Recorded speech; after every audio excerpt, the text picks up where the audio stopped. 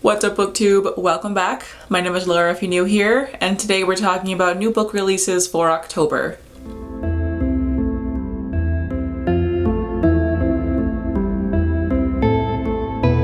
With October and spooky season being in full swing comes a whole bunch of fall themed or fall vibes books. This is just my favorite time of year for books. Everything is all witchy and spooky and just a little bit darker than usual, and I live for it. The fall season is really the best time for fantasy books to be released, which is obviously my favorite genre. It's pretty much all I read is fantasy, and fall is just peak fantasy time, so I am so hyped to talk about all the books coming out in the next month that I'm personally interested in. So there are obviously a whole lot more books coming out, but these are just the ones that are on my personal TBR. So I have 10 books to talk about today, so let's just get right into it. Starting with Vesper Teen by Margaret Rogerson, coming out on October 5th. I am so excited for this one. I have read and really loved this author's other two books, which were An Enchantment of Ravens and Sorcery of Thorns. I devoured those books. They were amazing, so I'm so excited for her next book. This one sounds really cool, but I'm not really sure how to smoothly describe the plot.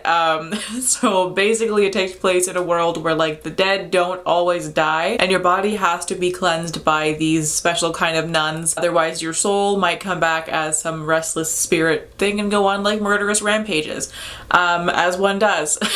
So our main character is training to become one of these nuns when her convent is attacked by a legion of ghostly soldiers who are trying to tear them down for one reason or another, and she decides that the only good option available to them is for her to summon what's called a revenant, which is basically the most evil of evil things. I don't know why she thought this was a good idea, but she did it, and now she's stuck bound to this demon thing who really wants her to let her guard down long enough for it to be able to possess her and take control and wreak havoc on the world. So really not the smartest plan here, but she has no other choice but to work with this demon thing and get its knowledge in order to save everybody else. And I think they kind of form an unlikely friendship, which human demon friendship bonding is one of my favorite tropes in fantasy. I live for it. It's my favorite thing ever. Margaret Rogerson had a similar trope in her Sorcery of Thorns book between the love interest and his demon. They also became friends. I love that trope so much, so I'm really hoping that's the direction that it's going to go in. But either way, this one sounds fantastic, and Margaret Rogerson's writing is so lyrical and whimsical. It feels like a fairy tale, and I love it so much, so I cannot wait to get to this book. Hello, editing Laura popping in here. First of all, sorry for the noise. I have both my washing machine and my dishwasher going at the same time, so sorry if it's kind of loud, but I completely forgot a book, so here I am to talk about that book. So the book that I forgot was Paybacks Witch by Lana Harper. This one is coming out on October 5th, and I got it as an ARC from NetGalley, so I am currently reading it, and so far it's fan-frickin-tastic. It is a bisexual sapphic rom-com with a witchy twist to it, and this one takes place in a small town where there are these 4 founding families, and they're all witches. They get their magic from the town itself, but our main character is the heir of the lowest ranking family, and in high school she was dating the heir of the number one, the most powerful family, and he completely broke her heart. So she left town after high school, even though that meant losing her powers. She just didn't want to be around him anymore, so she left, but she has to come back for the first time after almost 10 years for the magical tournament, because tradition says that the heir of her family has to kind of run the whole show, so that's what she has to do. So she comes back and finds out that her best friend, who she still keeps in touch with, was actually dating the guy that broke her heart until he cheated on her with one of the heirs of a different founding family. So basically this guy's a fucking asshole, and these 3 women have all had their hearts broken by him and they want revenge, and so they decide to work together to humiliate him during the magical tournament and kind of get their revenge that way. And then it's a romance between the main character and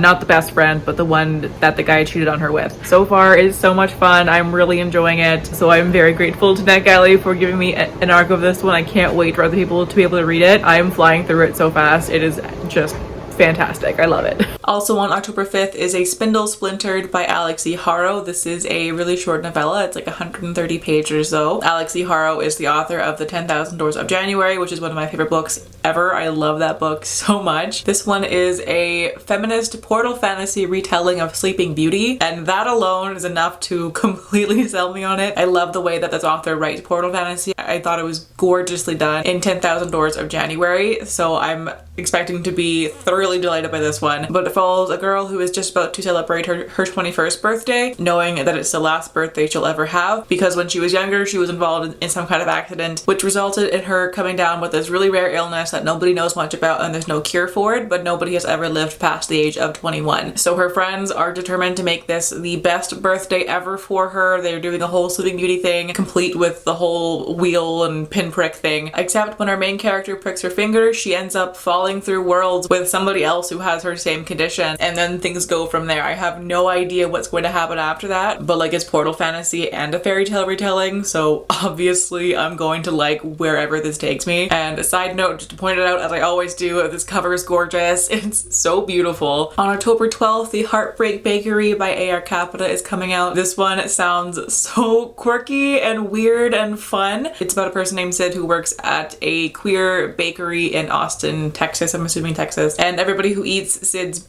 breakup brownies ends up breaking up because there ends up being some kind of magic in the brownie mix, and literally everybody is breaking up because of these brownies. And so Sid, with the help of the delivery person Harley, end up working together to try and figure out how to stop these magical brownies from causing everyone to break up. So not only does this plot sound hilarious and really heartwarming, it's also very, very queer, which all of A.R. Capetta stuff is, which is why I love them so much. But this one is extra cool because the main character Sid does not use any pronouns, and I've never seen that done in a book before, so I think that'll be a really interesting thing to read, and I can't wait to get to it. October 19th will bring us Little Thieves by Margaret Owen. This is another fairy tale fantasy. Can you tell that I like these kinds of books? This one is a retelling of The Goose Girl, which I am not really familiar with like whatsoever, but it follows a servant who was the adopted daughter of Death and Fortune, which is cool as hell, but she uses her powers to basically steal the life of the princess who she was looking after and like pretend to be her, and she's been performing these little heists to build her fortune and be able to escape into freedom. And she had one heist left before she could finally be free when she crosses the wrong god and is told that she has to give back everything she has ever stolen, all of her fortune, including the life of the princess that she stole from, otherwise she will turn into a pile of jewels. And as she goes along trying to return everything, the longer she takes, the more jewels start growing out of her body. So this one does have an element of body horror to it, so I'm not too sure if I'll actually be able to read this one. I can't deal with body horror at all, but like it sounds so cool that I'm still willing to give it a shot and see if I can kind of push through the anxiety of body horror.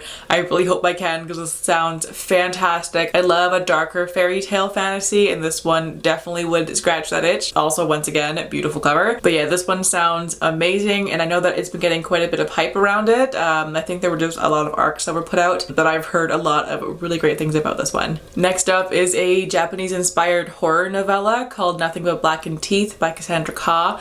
This sounds so freaky, and look at that cover, it's terrifying.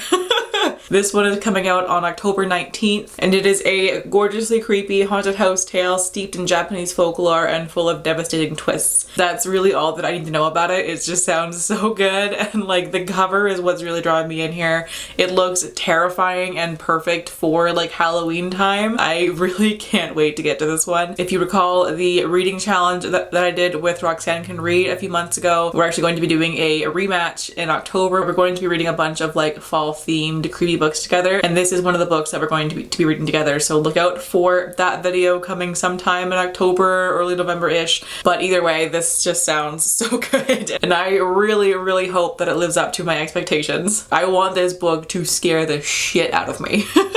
Also on October 19th is That Dark Infinity by Kate Pentecost.